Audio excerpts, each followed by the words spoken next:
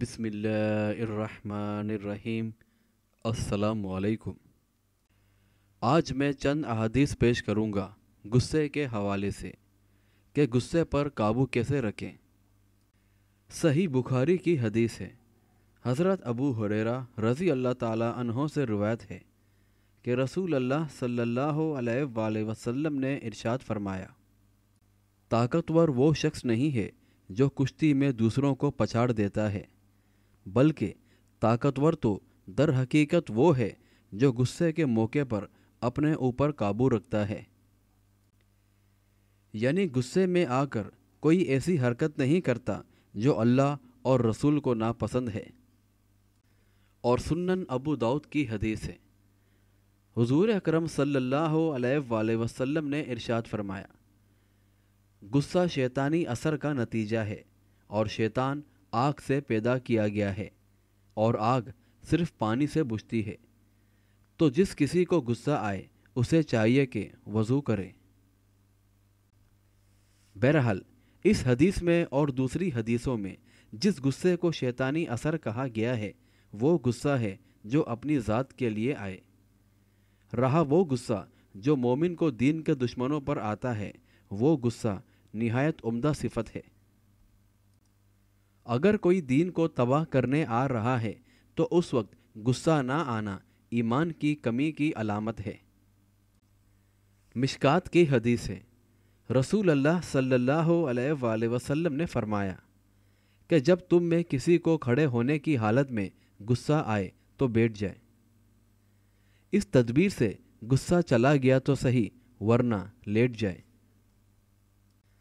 اور مشکات کی حدیث ہے، حضرت ابو ہریرہ رضی اللہ تعالی عنہ سے روایت ہے کہ رسول اللہ صلی اللہ علیہ وآلہ وسلم نے فرمایا، موسیٰ علیہ السلام نے اللہ تعالیٰ سے پوچھا، اے میرے رب، آپ کے نزدیک آپ کے بندوں میں سے کون سب سے پیارا ہے؟ اللہ تعالیٰ نے فرمایا، وہ جو انتقامی کارروائی کی قدرت رکھنے کے باوجود معاف کر دے۔ اور مشکات کی حدیث ہے، حضرت انس رضی اللہ تعالی عنہ سے روایت ہے کہ رسول اللہ صلی اللہ علیہ وآلہ وسلم نے ارشاد فرمایا کہ جو خلاف حق بولنے سے اپنی زبان کی حفاظت کرے گا، اللہ تعالیٰ اس کے عیب پر پردہ ڈالے گا، اور جو اپنے غصے کو روکے گا، اللہ تعالیٰ قیامت کے دن عذاب کو اس سے ہٹائے گا، اور جو خدا سے معافی مانگے گا، خدا اس کو معاف کرے گا۔ اور مشکات کی حدیث ہے، حضرت انس رضی اللہ تعالی عنہ سے روایت ہے، رسول اللہ صلی اللہ علیہ وآلہ وسلم نے فرمایا، تین چیزیں مومنانہ اخلاق میں سے ہیں۔ ایک یہ کہ جب کسی شخص کو غصہ آئے تو اس کا غصہ اس سے ناجائز کام نہ کرائے۔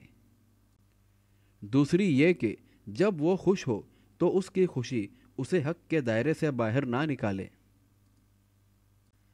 اور تیسری بات یہ کہ قدرت رکھنے کے باوجود دوسروں کی چیز نہ ہتھیا لے جس کے لیے اسے حق نہیں ہے۔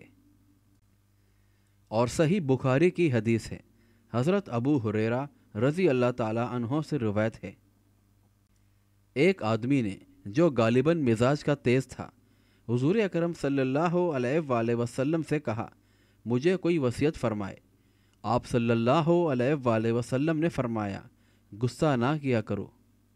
اس آدمی نے بار بار کہا، مجھے وصیت فرمائیے۔ آپ صلی اللہ علیہ وآلہ وسلم نے ہر بار یہی فرمایا کہ غصہ نہ کیا کرو۔